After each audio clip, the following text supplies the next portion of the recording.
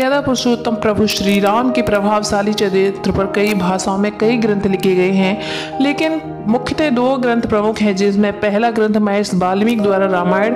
इस पवित्र ग्रंथ में 24,000 श्लोक, 500 उपखंड तथा 7 कांड हैं। दूसरा ग्रंथ गोस्वामी तुलसीदास द्वारा रचित है, जिसका नाम श्री रामचरितमानस है।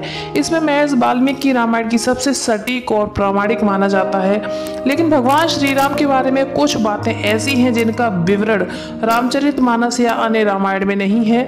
दोस्तों, रामायण के अनुसार राजा दशरथ ने पुत्र प्राप्ति के लिए पुत्रेष्ठ यज्ञ करवाया था। इस यज्ञ को मुख्य रूप से ऋषि श्रंग ने संपन्न किया था।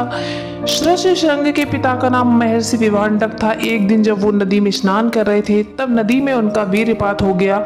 उस जल को एक हिरणी ने पी लिया था, जिसके फलस्वरूप ऋषि श्रंग का जन्म हुआ।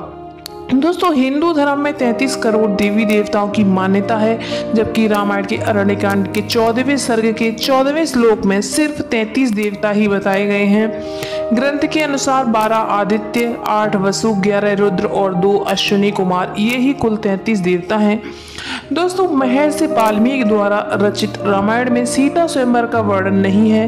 रामायण के अनुसार भगवान राम और लक्ष्मण ऋषि विश्वामित्र के साथ मिथिला पहुंचे। तब विश्वामित्र ने ही राजा जनक से श्री राम को वो शिव धनुष दिखाने के लिए कहा।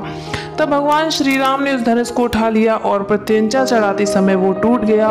तो राजा जनक ने यह प्रण किया था कि जो भी शिव धनुष को उठा लेगा, उसी से वो अपनी पुत्री का विवाह कर देंगे। दोस्तों, विश्व विजय के दरमियान जब रावण स्वर्ग लोक पहुंचा, तो उसको रंभा नाम की अप्सरस दिखाई दे। रावण ने उसे पकड़ लिया। तब रंभा ने कहा, आप मुझे इस तरह स्पर्श ना करें, मैं आपके बड़े भाई कुबेर की बेटी नल कुबेर के लिए हूँ, इसलिए मैं आपकी पुत्र वधू हूँ। लेकिन रावण नहीं माना और उसने रंभा से दुराचार किया।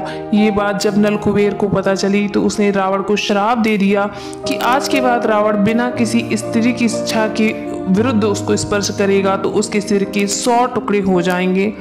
दोस्तों, जिस समय भगवान श्री राम वनवास गए, उस समय उनकी आयु लगभग 27 वर्ष की थी।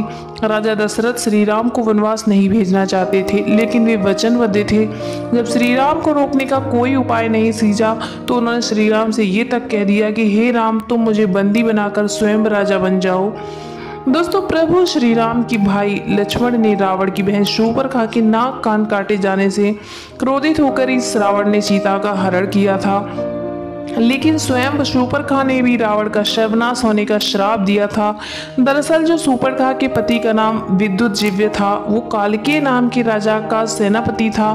रावण जब विश्व युद्ध पर निकला, तो कालकेय से उसका युद्ध हुआ। उस युद्ध में रावण ने विद्युतजिह्व का वध कर दिया। तब शूर्पणखा ने मन ही मन रावण को श्राप दे दिया कि मेरे ही कारण तेरा सर्वनाश होगा। दोस्तों, जिस दिन रावण सीता का हरण कर अपनी अशोक वाटिका में लाया, उसी रात को भगवान ब्रह्मा के कहने पर देवराज इंद्र माता सीता के लिए खीर लेकर आए। पहले देवराज ने अशोक वाटिका में उपस्थित सभी राक्षसों को मोहित कर सुला दिया।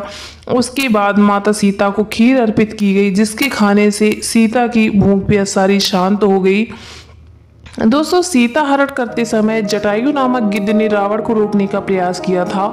रावण के अनुसार जटायु के पिता अरुण हैं। ये अरुण ही भगवान सूर्यदेव के रथ के सारथी हैं। जब भगवान राम और लक्ष्मण वन में सीता की खोज कर रहे थे, उस समय कबंध नामक राक्षस का प्रभु राम लक्ष्मण ने वध कर दिया।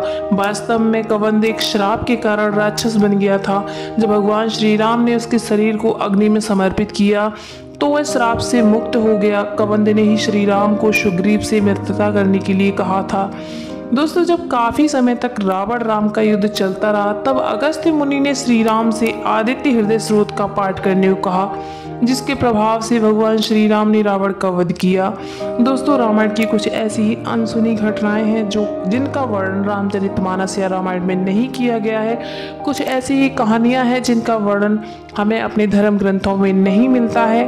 और दोस्तों, अगर आज का वीडियो पसंद आया तो वीडियो लाइक ज़रूर करना और चैनल को सब्सक्राइब कर लेना। Thanks for